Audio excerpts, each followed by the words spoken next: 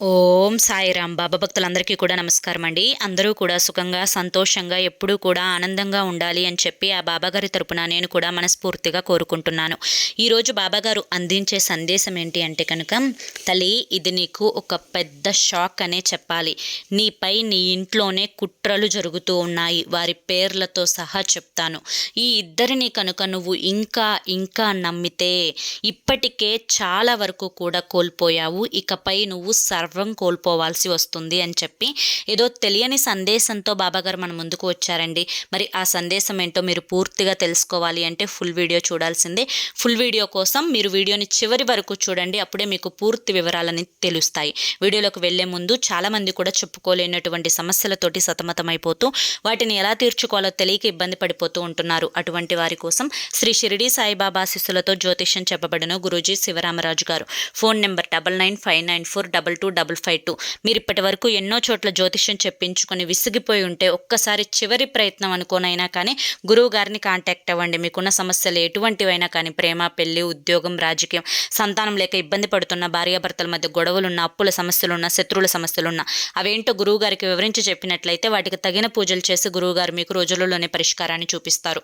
గురువు గారు చెప్పింది చెప్పినట్లు 100కు 1000% జరుగుతుంది. నమ్మకంతో స్క్రీన్ మీద కనిపిస్తున్న నెంబర్కి కాంటాక్ట్ అవ్వండి. ఎంతోమంది భార్యాభర్తల మధ్య వశీకరణ, స్త్రీ మరియు పురుషుల మధ్య వశీకరణ కూడా జరపబడనండి. ఎంతోమంది వారికి ఉన్నటువంటి సమస్యలను తీర్చుకోవడం కోసం గురువుగారిని సంప్రదించి వారు ఆ సమస్యల నుంచి బయటపడి వారి జీవితాల్లో సంతోషంగా గడుపుతూ నాకు ఎంతోమంది మెసేజ్ చేశారండి. మీ జీవితాలు కూడా ఆనందంగా మారాలి అంటే కనుక ఒక్కసారి చివరి ప్రయత్నం అనుకుని స్క్రీన్ మీద కనిపిస్తున్న నెంబర్కి కాంటాక్ట్ అవ్వండి. ఇక ఆలస్యం చేయకుండా మనం బాబాగారి యొక్క సందేశం ఏంటో తెలుసుకుందాం. బిడ్డ, ప్రతిసారి కూడా మానసిక వేదన అనేది అణువణువు కూడా నిన్ను దహించి వేస్తూ ఉంది. ఏ పని చెయ్యాలి అన్నా నీ యొక్క మనసు అనేది ఆ పనుల వైపు మొగ్గు చూపించడం లేదు. ఈ యొక్క ఆలోచన అనేది కేవలం ఈ ఇద్దరి వల్ల మాత్రమే కలుగుతూ ఉంది. ఇది నీకు బాధాపూరితమైనటువంటి ఆలోచన, ఆవేదన. ఒక రకంగా చెప్పాలి అంటే ఈ ఇద్దరు కూడా నీకు రక్త సంబంధికులు కాదు, అలాగే నీ తోబుట్టువులు కాదు, అలాగే ఇంకా నీకు దగ్గరైనటువంటి బంధువులు కూడా కాదు. అసలు వీరి యొక్క ముక్కు, మొహం అనేది నీకు పెళ్ళి అయిన తరువాతే తెలుసుకున్నావే తప్ప గతంలో నీకు తెలియదు. ఇటువంటి మధ్యలో పరిచయమైన వారు నీ మీద కుట్రలు జరుపుతూ ఉంటే వారు వేసే వేషాలను, వారి యొక్క మాటలను అన్నింటినీ కూడా తలదించుకొని నువ్వు ఎందుకు భరిస్తున్నావో నాకైతే అర్థం కావడం లేదు. బిడ్డ, నీ మీద కుట్రలు జరుగుతూ ఉన్నాయి. నువ్వు అందరూ బాగుండాలి, అందులో నేనుండాలి అని చెప్పి కోరుకునే మనస్తత్వం. కానీ అందరికీ కూడా ఇటువంటి మనస్తత్వమే ఉంటుంది అనుకుంటే నిజంగా పప్పులో కాలు వేసినట్లే తల్లి. ఎందుకు అంటే ఇప్పుడున్న ఈ రోజులలో ఎవరు కూడా ఇలా ఆలోచించడం లేదు. ఎవరి స్వార్థం కోసం వారు, ఎవరి ఉపయోగాల కోసం వారు, ఎవరి అవసరాల కోసం వారు అందితే కాళ్ళు, అందకపోతే జుట్టు పట్టుకుంటూ ఉన్నారు. ఇక్కడ అవసరాల కోసం మాత్రమే మనుషులు కనిపిస్తారే తప్ప అవసరం తీరిపోయిన తర్వాత నువ్వెవరో నేనెవరో అన్నట్లుగా ప్రవర్తిస్తూ ఉంటారు. ఎవరైతే నీతో అవసరాలు గడిపించుకున్నారో, నీతో పనులు చేయించుకున్నారో, నీకంటూ ఒక గుర్తింపు లేకుండా చేయాలి అని చెప్పి వారే ఇప్పుడు విశ్వ ప్రయత్నం చేస్తూ ఉన్నారు. వారికి తోడు మరొక స్త్రీ కూడా తోడైంది. ఈ ఇద్దరు కూడా స్త్రీలే తల్లి. ఈ ఇద్దరు స్త్రీలు కూడా నీ యొక్క కుటుంబంలో వ్యక్తులు కాకపోయినా కూడా కుటుంబంలోని వ్యక్తులతోటే సమానం. ఏ ఫంక్షన్ వచ్చినా, ఏ పేరెంటం వచ్చినా, ఏ పెళ్ళొచ్చినా, ఇంకా ఏదన్నా పురుడొచ్చినా, బారసాలు వచ్చినా అందరూ కూడా కలిసిపోతూ ఉంటారు. కానీ పై పెదవుల మీద నవ్వుతూ మనసులో గంపెడు విషాన్ని నింపుకొని ఎప్పుడు అవకాశం వస్తే ఆ విషాన్ని నీ మీద చల్లుదామా అని చెప్పి వారు చాలా వరకు కూడా కాచుకు కూర్చొని ఉన్నారు. బిడ్డ, ఎప్పుడైనా కానీ ఒక్క మాట గుర్తుంచుకో. ఏది ఏమైనప్పటికీ కూడాను ఇక్కడ అవసరాల కోసం మాత్రమే మనుషులు తప్ప ఏ బంధుత్వాలు కానీ, ఏ ప్రేమలు కానీ, ఏ రక్త సంబంధాలు కానీ, ఏ అనురాగాలు అనురాగాలు కానీ, ఏ జాలి కానీ, దయ కానీ, ఇష్టం కానీ ఒకరి మీద ఒకరికి లేదు. కడుపులో లేని ప్రేమ కాళ్ళ మీద పడినా కూడా రాదు.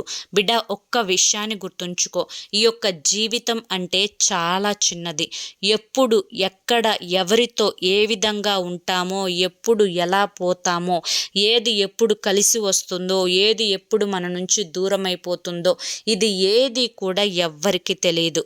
మహా అయితే నీతో పాటు నీ యొక్క భర్త, బిడ్డలు, లేదా నీ భార్య, పిల్లలు, నీ తల్లిదండ్రులు, లేదా నీ యొక్క అత్తమామలు, లేదా నీ యొక్క తోబుట్టువులు, వీరితో పాటే నీ జీవితం అనేది తిరుగుతూ ఉంటుంది. కానీ వీరితో పాటు కాకుండా మరికొంతమంది స్వార్థపు మనస్తత్వం ఉన్న వ్యక్తులతో పాటుగా నీ జీవితం తిరుగుతూ ఉంటుంది. కాబట్టే ఒక్కటే గుర్తుంచుకో తల్లి, ఎప్పుడూ కూడా అమాయకంగా చిన్నపిల్లల మనస్తత్వంగా ఉంటే ఈ రోజుల్లో కనీసం నిన్ను తలవను కూడా తలవరు. ఎక్కడి మాట అక్కడ చెప్పుతో కొట్టినట్లుగా అప్పచెప్పాలి. ఎవరైనా కానీ నీ యొక్క ఆత్మ గౌరవాన్ని కించపరిస్తే నువ్వు అస్సలు ఊరుకోకూడదు. నీతో మాట్లాడాలి అన్నా, నిన్ను గబక్కనే ఒక పుసిక్కినే ఒక మాట అనాలి అన్నా కానీ అవతలి వారికి వెన్నులో వణుకు పుట్టాలి. అలా అంత గంభీరంగా నీ యొక్క ప్రవర్తన అనేది ఉండాలి. బిడ్డ, ఇదంతా కూడా నేను నీకు ఇప్పుడు ఎందుకు చెప్తున్నాను అంటే కనుక, ఇప్పటి వరకు నీ జీవితంలో ఇటువంటివి చాలానే ఫేస్ చేసుకుంటూ వచ్చావు. ఎంత ఫేస్ చేసినప్పటికీ కూడాను తలదించుకుంటూ మంచితనానికి పోతూ, పోనీలే ఇప్పుడు ఒక్కసారేలే, లేదా ఈ ఒక్కసారేలే, మరొకసారేలే అట్లా అనుకుంటా చాలా వరకు కూడా అందరికీ సహాయపడుతూ వచ్చావు. కానీ మనస్సుని కఠినంగా మార్చుకో. మనిషికి ఒకసారి సహాయపడితే ఆ యొక్క సహాయం అనేది మనిషి చనిపోయేంత వరకు కూడా గుర్తుపెట్టుకోవాలి. ఎప్పుడైనా కానీ కుక్కకు ఒక ముద్ద అన్నం పెడితే ఆ కుక్క విశ్వాసంగా మళ్ళీ ప్రేమగా తోక ఊపుకుంటూ మన దగ్గరికి వస్తుంది. కానీ ఈ యొక్క వ్యక్తులు మాత్రం విశ్వాసం లేని కుక్కలతోటి సమానం. కాబట్టి గుర్తుంచుకో తల్లి, ఎప్పుడైనా జీవితంలో నిన్ను మించినటువంటి ఆస్తి మరొకటి లేదు. నిన్ను మించినటువంటి ఆరోగ్యాన్ని మించినటువంటి ఆయుధం మరొకటి లేదు. నీ యొక్క స్వార్థం, నీ యొక్క ఆలోచన, నీ యొక్క సంతోషం, నీ యొక్క మరి ఏ ఇతర అవసరాలు, ఇవన్నీ కూడా నీకే ప్రాముఖ్యతను ఇస్తూ ఉంటాయి. కాబట్టి వీటన్నింటినీ కూడా నువ్వు దృష్టిలో పెట్టుకొని వేరే ఒకరి మీద ఆలోచనలు అనేవి తగ్గించుకో. జీవితం అనేది ఎప్పుడు ముగుస్తుందో ఎవ్వరికీ తెలియదు. ఎవరో ఒక్కళ్ళు ఇద్దరు అన్నారు అని చెప్పి జీవితాంతం ఆ ఒక్కళ్ళు ఇద్దరు గురించి ఆలోచించాల్సిన అవసరం లేదు. ఆ ఒక్కళ్ళు ఇద్దరు మాత్రమే ఈ భూమి మీద లేరు కదా తల్లి. ఎన్నో కోట్ల మంది జనాభాలో వాళ్ళిద్దరూ ఒకటి. మిగతా వారికి లేని బాధ, నొప్పి, ఈర్ష్య, అసూయ, స్వార్థం ఆ ఇద్దరికే నీ పట్ల ఉండినా కానీ, వారితోటి నువ్వు ఎంత మంచిగా మాట్లాడినా కానీ, వారితో నువ్వు ఎంత లొంగి ప్రవర్తించినా కానీ చివరకు వారు తెన్నింటి వాసాలను లెక్క పెడుతూనే ఉంటారు. కాబట్టి నీ జీవితంలో నీ సంతోషాలను ఎవరి కోసం త్యాగం చేయాల్సిన అవసరం లేదు. ఎవరి కోసం కూడా దూరం చేయాల్సిన అవసరం లేదు.